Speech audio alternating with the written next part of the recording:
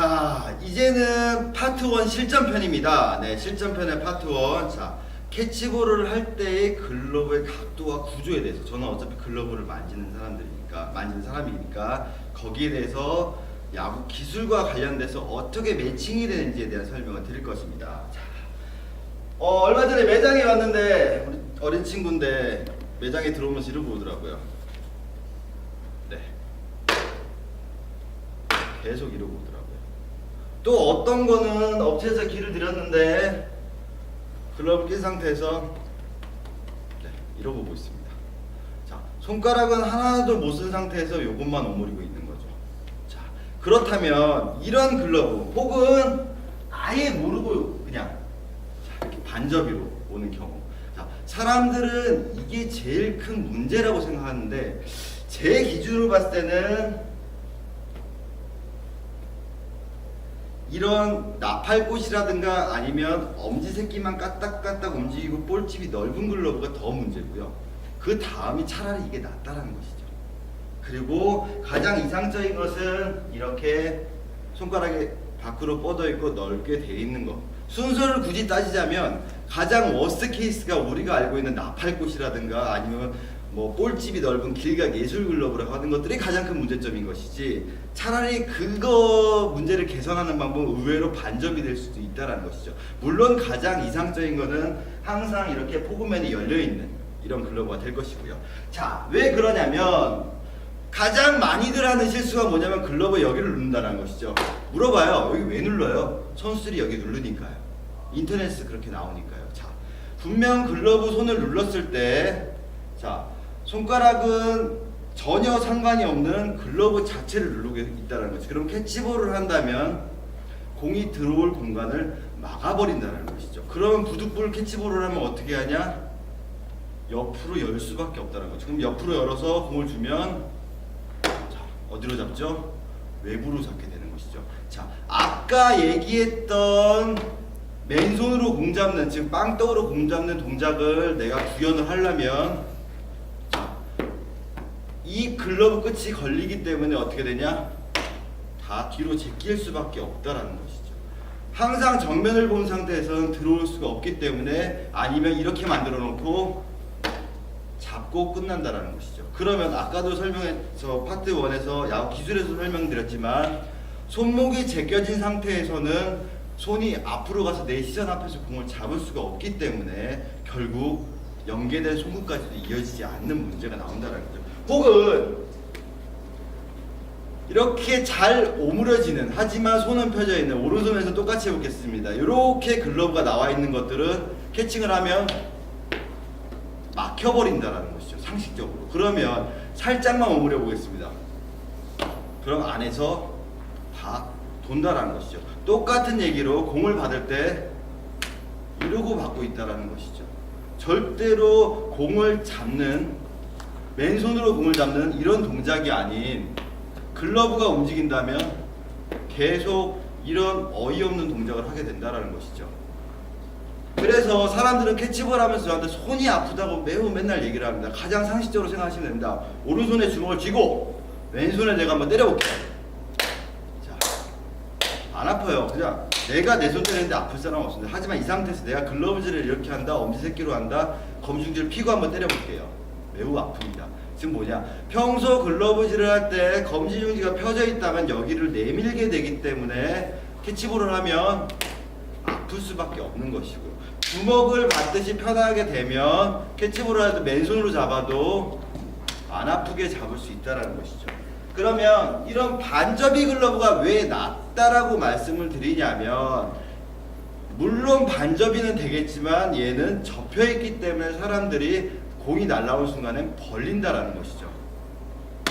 그러면 회전은 멈춰줄 수가 있는 것인데, 이렇게 포구면을 넓혀서 만들어 놓은 글러브 같은 경우엔 살짝 오므리면 하나도 잡히지가 않기 때문에 과도하게 누르는 동작이 들어가게 수밖에 없다라는 것이죠. 평소에 캐치볼을 할 때 꽉 눌러서 잡지 않으면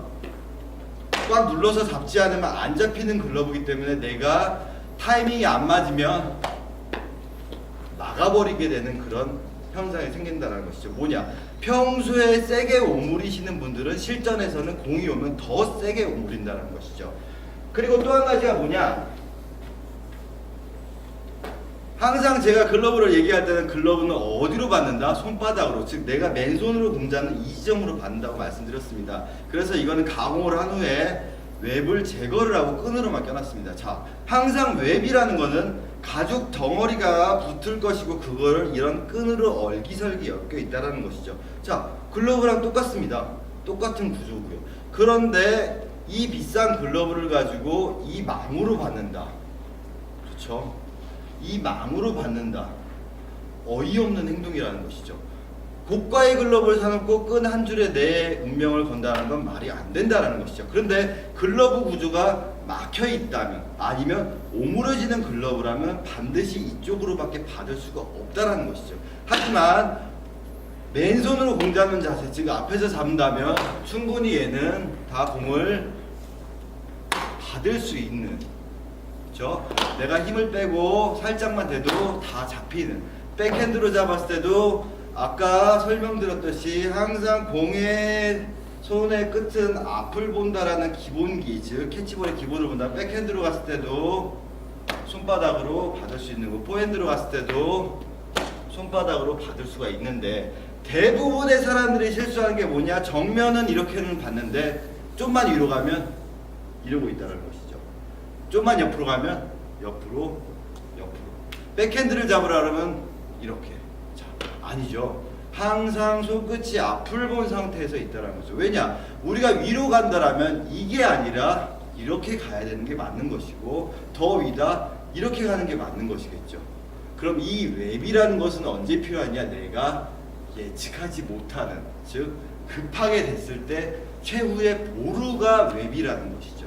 그래서 글러브가 항상 손가락 끝이 벌어진 상태에서 상대방한테 열려있는 모양, 그리고 공을 받는 지점은 어디?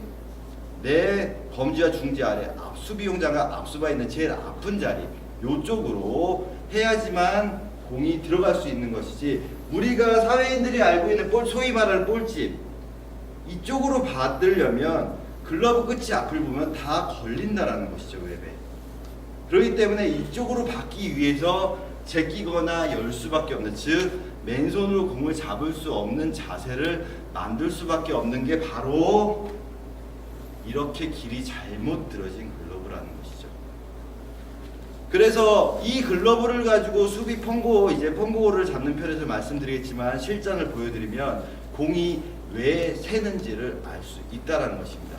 가장 기본적인 캐치볼을 할 수 있는 글러브를 만들어 준다는 건 가장 글러브 원형에 가까운 모양에서 글러브 각이 있는 글러브. 그래서 실전에서 캐치볼을 하면 항상 앞에서 편안하게 내가 어떤 공이든 공간이 열려 있는 상태에서 잡을 수 있는, 백으로 잡는다, 포핸드로 잡는다, 잡을 수 있는. 그리고 항상 잡을 때는 어떻게? 내가 왼발에 체중을 주고 잡는 이런 모양이 나와야 캐치볼이 된다는 것이죠. 실제로 길을 잘 들여드렸고 제가 봤을 때는 길적으로 문제가 없는데 저한테 공이 안 잡히신다는 분들은 첫 번째가 뭐냐? 손 모양을 이렇게 해서 엄지 새끼만 까딱까딱 움직이시는 분들. 그렇죠? 잡아볼게요. 네. 근데 거기다가 검지를 하늘로 세우고 있다는 것은 사람이 손목이 경직이 돼 있다는 것이죠. 그러면 어떻게 될까요? 글러브가 이렇게 돼 있죠. 그리고 엄지 새끼만 쓰면 다 백으로 잡으면 새는 거죠. 왜? 살짝 잡으면 안 잡히거든요. 그러면 어떻게 되냐? 꽉 잡는 거죠. 무조건 꽉 잡아야지만 공이 잡히는 게 되면, 아까도 말씀드렸지만 송구까지 이어지면 잡고 나가서 던지는, 즉 항상 앞에서 빼서 던지는 이런 동작이 아닌 잡고 던지는 동작이 이어지는 가장 안 좋은 습관이 생기는 게 바로 글러브 길이라는 것이죠.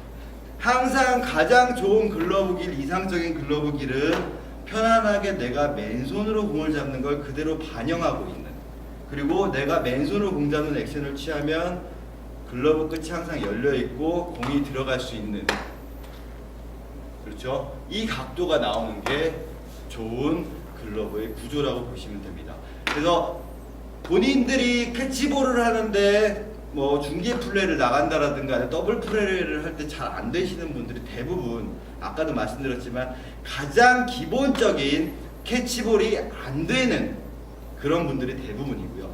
캐치볼이 안 되는 원인이 본인이 연습을 안 해서도 그럴 수도 있지만 글러브의 구조 자체가 공을 잡을 수 없는 구조로 만들어져 있는, 여기서부터 시작된다라는 게 참 아이러니한 일이라는 것이죠. 저는 도구를 만드는 사람입니다. 도구라는 것은 야구를 도와주라고 만든 것이지 야구를 방해하라고 만든 것이 아닌데, 대부분 사람들이 인터넷에 나온 방식이라든가 업체에서 잘못 길들인 방식 아니면 본인들이 체득한 방식으로 했을 경우에는 전혀 다른 방향으로 나아간다는 것이죠. 실제로 연습장 같은 데 가셔가지고 연습장에 있는 코치님들이 쓰시는 거라든가 아니면 팀에서 선수 출신들이 쓰는 글러브들을 보면 절대로 글러브가 이렇게 돼 있는 경우는 없습니다. 대부분 다 이걸 어떻게 볼을 잡아요 할 정도로 벌어져 있다는 것이죠. 하지만 실제로 끼고 올바른 방법으로 캐치볼을 해보면 정말 잘 잡힌다는 것이죠. 그런데 이런 방식을 길을 들여드렸을 때 사람들이 안 잡힌다고 말씀하시는 분들 대부분 캐치볼 자체를 잘못하고 있다는 게 가장 큰 문제라는 것입니다. 자, 여기까지가 글러브와 관련된 캐치볼 내용이었고요. 이제 다음 편에서는 실제로 땅볼을 받을 때의 글러브의 구조에 대해서 설명드리겠습니다. 감사합니다.